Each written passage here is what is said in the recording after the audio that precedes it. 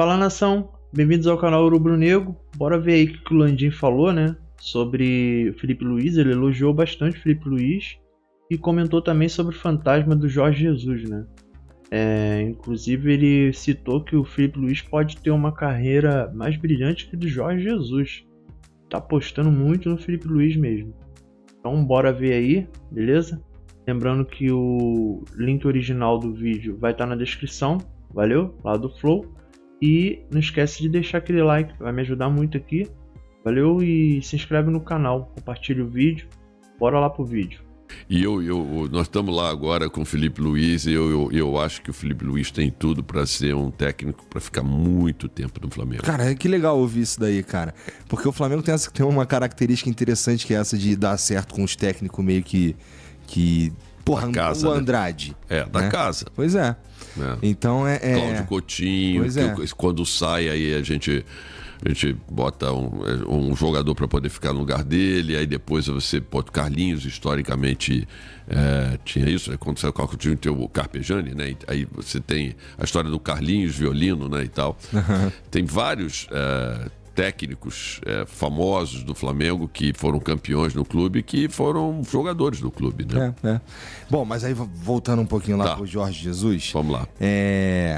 Pô, cara, o que tu sente toda vez? Assim, rola... Putz, vamos lá.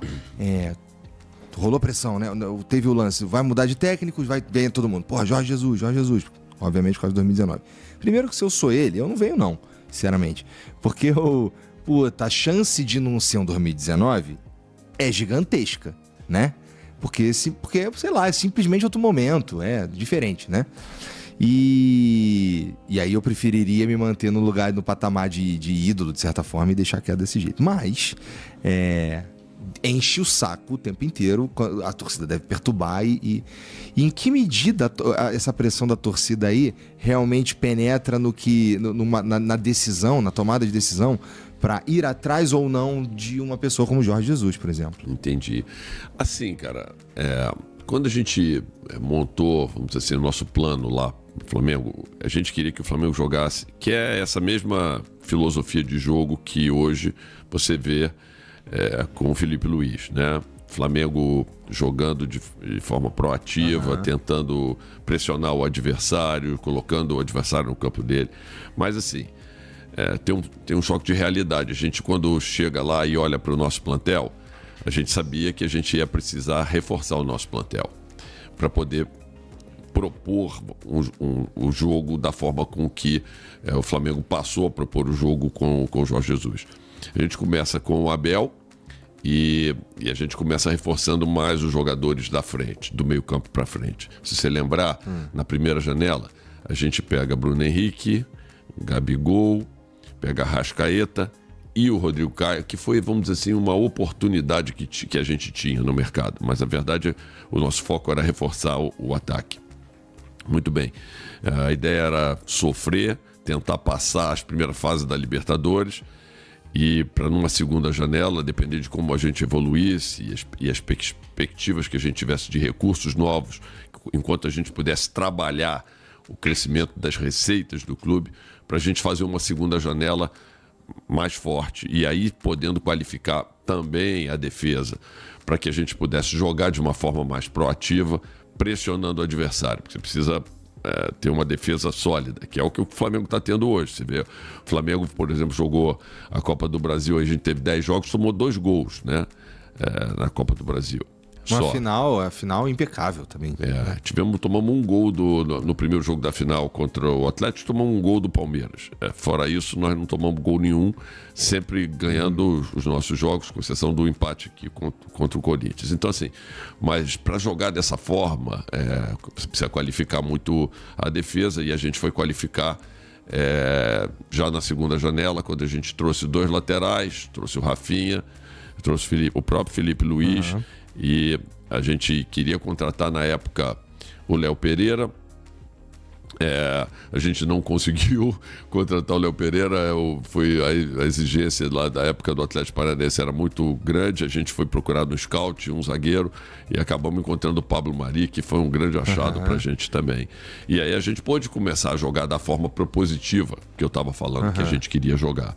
Então foi tudo devidamente pensado, planejado, e aí nessa segunda fase aí cabe um técnico como o Jorge Jesus, que gostava de jogar dessa forma. E o nosso scout foi procurar técnicos que jogavam dessa forma. Entendi. Faz todo sentido, né? E aí, tá bom. Mas aí, vocês... E lidar agora com o fato dele se tornar esse um fantasminha? Na verdade, as pessoas ficam guardando na memória, quer dizer, o ano de 2019... e que foi um ano mágico, realmente. Mas, para ser sincero com você, e eu não estou com isso querendo diminuir em nada o trabalho do Jorge Jesus, que foi um trabalho excepcional, fantástico no Flamengo, mas a competitividade, na minha maneira de ver, do futebol brasileiro como um todo em 2019 era muito menor do que é hoje, por vários fatores.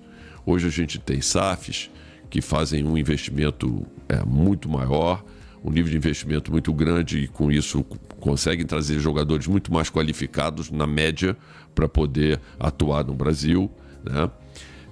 A própria forma com que a gente propôs o jogo lá em 2019, em que a gente usava linhas altas marcando a saída de bola dos outros times. Se você for ver, como a grande maioria dos times, quando perdia a bola, ele recuava e ia receber o seu adversário no seu campo, marcando o adversário no seu campo. Era essa a forma de fazer. Então, assim, foi meio que uma surpresa a forma do Flamengo jogar para muitos dos clubes que jogavam contra o Flamengo. O Flamengo começou a pressionar a saída de bola deles lá no campo adversário. E quando tu via acontecendo, o que tu sentia? Acho muito legal. Porra, ainda mais que a gente ganhava os jogos todos. Praticamente enfileiramos um monte de vitória. Foi bom demais. Mas a verdade é que hoje, praticamente quase todos os clubes da Série A, por exemplo, jogam dessa forma. Então, assim, o Brasil, aqui no Brasil, os clubes começaram também a trazer técnicos da escola lá de fora e não existe mais essa diferença tão grande da forma de jogar em relação àquela forma de jogar que a gente começou a utilizar em 2019. Então, assim, seja pelo nível de investimento, seja nos jogadores, seja pela própria forma com que os clubes resolveram adotar de trazer novos técnicos de fora do Brasil e tudo isso, eu acho que hoje o nível de competitividade é muito maior. Então, assim, voltando a dizer, acho que foi excepcional o trabalho que o Jorge fez à frente do Flamengo, mas acho que a gente não teria a mesma facilidade que a gente teve para ser campeão como teve no ano de 2019, depois que ele chegou. Faz todo sentido mesmo. Por isso mesmo que eu acho que era melhor não vir, sabe? Eu acho que a torcida deveria, inclusive... Bom, quem sou eu falar pela torcida, né? Eu, como torcedor, eu sinto que, tá bom, eu prefiro que ele fique nesse lugarzinho aqui, que é um sentimento bom e não tem risco. Sabe quando tu não quer que saia o segundo filme do teu filme favorito? Como teve, por exemplo, essa decisão agora da colocação do Felipe Luiz. A gente estava convicto de que era a melhor solução que a gente tinha. Vocês já estavam pensando nisso há um tempinho? Porque... Não? Não, assim, foram duas coisas em paralelo. Uma coisa foi a preparação do Felipe Luiz como técnico. Isso foi um plano de carreira que nós discutimos com ele. Tá. Quando? Quando ele resolveu se aposentar como jogador. Tá. E aí a gente foi conversar com ele. Ele sempre falava que queria ser técnico, conversava comigo, conversava com o Marco Braz, conversava com todo mundo ali do comitê do futebol do Flamengo e tal, que ele um dia queria ser técnico. E aí a gente falou, vamos pegar isso como oportunidade. Porque o Felipe Luiz é um cara completamente diferenciado. Assim, se você conversar com ele, você vai ver. Ele é um sujeito que tem inteligência emocional, ele é inteligente, tem inteligência emocional. Ele é um cara estruturado, super focado. Uma das coisas que mais me impressionou no Felipe Luiz quando eu conheci ele, que foi em 2019, quando eu fui lá, chefe da delegação do Brasil na Copa América, que ele é um cara que é muito parecido comigo. Ele não gosta de perder nem para o ímpar. Entendeu? Assim, ele não gosta de perder nada. Ele é Entendi. focado, é o cara que quer ganhar tudo. Mas um atleta foda tem que ser assim. Ele é assim. E ele é assim. E ele é metódico e é um cara inteligente. Você gosta de jogar xadrez? Então, assim, pô, eu tenho lá no centro, lá no CT, né? Tem um cara que trabalhou muitos anos comigo na Petrobras e tal, e foi diretor da empresa que tem a maior nível de reservas do país, que é a PPSA, que representa o pré-sal do país e tudo e tal. Um cara altíssimo nível. Ele não consegue ganhar uma partida de xadrez do Felipe Luiz, perde todas. Eu vou lá brincar com ele. Falei, pô, vem cá, quando é que você vai ganhar a primeira do Felipe Luiz, entendeu? Porque, pô... Estamos bem servidos então, pô. Não, ele é um cara, assim, ele é um cara completamente diferenciado. A carreira que ele vai fazer, eu não tenho a menor dúvida que vai ser uma super carreira brilhante no futebol. E ele sempre procurou aprender os métodos de todos os técnicos com os quais ele conviveu. Ele conviveu com grandes técnicos, entendeu? Então, assim... Um aspecto importante também você mencionou ele, que é a inteligência emocional. Porque, o técnico é quem é o escudo da... Fato. Não é? E é ele que segura a bronca, é ele que tirando quando briga, né? Com os caras. Mas assim, ele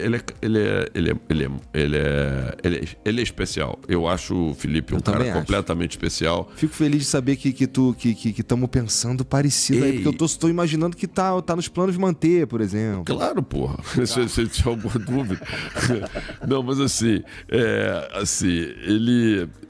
ele precisava, eu acho, que tem algumas coisas desse trabalho que são coisas, vamos dizer assim, experiências administrativas como técnico. Porque pelo lado de concepção de como ele queria colocar a equipe dele para jogar, isso ele já tinha claramente a visão na cabeça dele, né?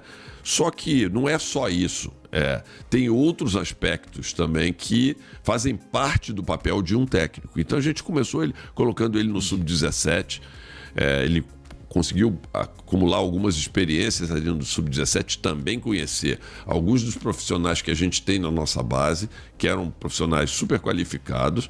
E aí, quando a gente promove ele para o Sub-20, e ele já tem logo o desafio de disputar o Mundial Sub-20, que a gente ganhou esse ano, ele já traz as pessoas do Sub-17 que ele considerou, vamos dizer assim, especiais, junta no Sub-20, ou seja, quando ele sobe para o time de cima, ele já tem uma equipe formada, o que também é importante, porque quando você chega um técnico, às vezes um técnico chega sem a sua equipe, sem as pessoas que conhecem no dia a dia. Se pegar e botar ele lá, o técnico vai embora, leva todo mundo, e ele vai ter que começar a trabalhar com a turma. Ali não, ali ele já tinha preparado alguns assistentes que já estavam trabalhando com ele ao longo do ano todo e que ele trouxe da base e que já sabiam como ele gostava de trabalhar. Entendi. E como ele fazia. Então, isso também era importante antes de dar um desafio para ele. A nossa ideia não era pegar nesse momento, mas o time começou a ter um nível de desempenho que colocava em risco, vamos dizer assim, as conquistas que a gente tinha à frente no campeonato, que eram ainda a Copa do Brasil e o Campeonato Brasileiro, onde a gente ainda estava disputando, e a gente entendeu que ali precisava ter uma mudança para tentar, vamos dizer assim, melhorar o desempenho. Caso contrário, a gente corria um risco muito grande de não atingir os objetivos. E aí tu troca uma ideia antes com o Felipe Luiz ou não? Rola primeiro a demissão, daí tu... Não, assim, a gente sabia que... Tu pegou ele assim meio de surpresa, esse que é o ponto. Não, eu acho que sim. Eu acho que assim, a gente já vinha conversando com ele sobre a possibilidade de um dia ele assumir, vamos dizer assim, o time. E a gente sabia que ele é um sujeito que tem uma autoestima grande, o que também é importante, entendeu? Ele sabe do valor que ele tem. Então, a gente não tinha muita dúvida de que, apesar do desafio ser muito grande, ele ia aceitar o desafio. Então, assim, mas a gente foi conversar com ele depois que a gente teve a conversa com o pessoal lá, com o Tite. Bom, aí ele começa a entrar aí em outro tipo de assunto, né? Sai do Felipe Luiz e, cara, é aquilo, o Tite não dava mais liga, né, cara? Não dava, entendeu? O time tava jogando por uma bola só, esse é um jogo feio, na minha opinião. Pra mim, o Tite nunca teve nada a ver com o Flamengo, entendeu? Mas eles quiseram apostar nisso aí, pra mim apostou errado, né? Deu certo ali um pouquinho no começo, mas carioca, né, cara? E, cara, eu achei, assim, eu também acho que o Felipe Luiz é fora da média. Acho que ele vai ser um ótimo técnico. Espero que ele ganhe muita coisa no Flamengo, entendeu? Antes de ir lá para a Europa, que eu acho que vão tentar pegar ele. A Espanha principalmente está de olho nele, principalmente o Atlético de Madrid.